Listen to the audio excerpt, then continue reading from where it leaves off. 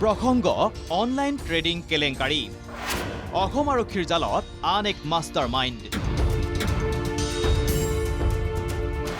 কলকাতাৰ পৰা আটক মহম্মদ ছাকিৰ আৰু ভাতৃক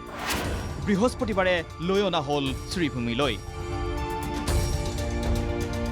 অনলাইন ট্ৰেডিঙৰ নামত শ কোটি টকাৰ ঠগ প্ৰবঞ্চনা কৰি অৱশেষত বদৰপুৰ আৰক্ষীৰ জালত মহাপ্ৰবঞ্চক মহম্মদ ছাকিৰ আহমেদ বৰাক উপত্যকাত সোঁৱে বাওঁৱে ধন ঘটি দীৰ্ঘদিন ধৰি কলকাতাৰ গোপন স্থানত আত্মগোপন কৰি আছিল মষ্ট ৱান্টেড মহম্মদ ছাকিৰ আহমেদ বদৰপুৰ আৰক্ষীয়ে ছাকিৰৰ বিৰুদ্ধে তৰিছিল নিজাববীয়া গোচৰ 14 মাৰ্চত এজন ভুক্তভোগীয়েও তৰে গোচৰ উচ্চ হাৰত ধন ৰিটাৰ্ণ দিয়াৰ প্ৰলোভনেৰে গ্ৰাহকৰে কৰাইছিল ভুৱা চুক্তি প্ৰায় 400 কোটি টকাৰ অনলাইন ট্ৰেডিং কেলেংকাৰী সংঘটিত কৰাৰ অভিযোগ আছে এই ছাকিৰৰ বিৰুদ্ধে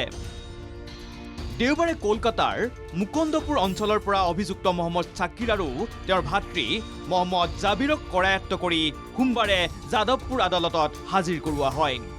আৰু ইয়াৰ পাছতেই ট্ৰেনজিট ৰিমাণ্ডত বৃহস্পতিবাৰে আৰক্ষীয়ে দুয়োকে লৈ আনে বদৰপুৰ থানালৈ এই কেছৰ যিটো master mind main Mohammad Shakir আৰু তেখেতৰ ভাইটি মহম্মদ জবিৰ তেওঁলোক বহুদিনৰ পৰা পলাতক হৈ আছিলে আমি যোৱাকালি মুকুন্দপুৰ পূব যাদৱপুৰ তাৰ পৰা আমি তেওঁলোকক কৰায়ত্ব কৰিবলৈ সক্ষম হওঁ আৰু তাত আমি তাৰে লোকেল কোৰ্টত প্ৰডিউচ কৰি ট্ৰেনজিট ৰিমাণ্ড লৈ আজি আমি তেওঁলোকক শ্ৰীভূমি জিলালৈ আনিছোঁ উল্লেখ্য যে CBIৰো মষ্ট ৱান্টেড হৈ আছে এই মহম্মদ ছাকিৰ আহমেদ ইতিমধ্যে ধৃত মাষ্টাৰ মাইণ্ড মহম্মদ ছাকিৰক সোধা পোছা অব্যাহত ৰাখিছে আৰক্ষীয়ে তদন্তত আৰু অধিক তথ্য উন্মোচিত হোৱাৰ আশা প্ৰকাশ কৰিছে আৰক্ষীয়ে